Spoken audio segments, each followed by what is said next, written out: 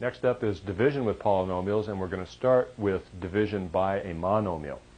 So I've written over here 6x plus 8y, that quantity or that binomial, divided by 2. So we use sort of something similar to the distributive property. It's 6x divided by 2 plus 8y divided by 2. Each of the terms in the numerator is divided by this denominator. Now we simplify individually. 6x divided by 2 is 3x, and 8y divided by 2 is 4y. And that is the quotient of this polynomial and that polynomial. And you can tell because we can take 3x plus 4y, multiply by 2, and we'll get this right here. So checking just like we do checking numbers in long division problems. Our next problem, we have this polynomial divided by negative x squared y. So I'll take each term in the numerator and divide by negative x squared y.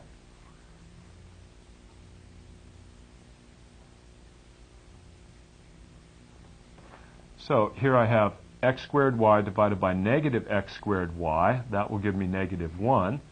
Here I have subtract x cubed y squared over negative x squared y. So that'll be minus a negative.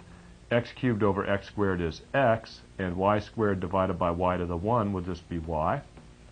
And then this is negative 1 plus xy, because subtracting a negative is the same as adding its opposite, positive xy. So this ends up to be negative 1 plus xy for the quotient of these two polynomials. Not a very nice looking answer, but still it is the quotient. Here's our next one. I want to take this trinomial on top, divide by 12x cubed. I'll do the same thing that I've done in the first two examples, and that is divide each term in the numerator by 12x cubed.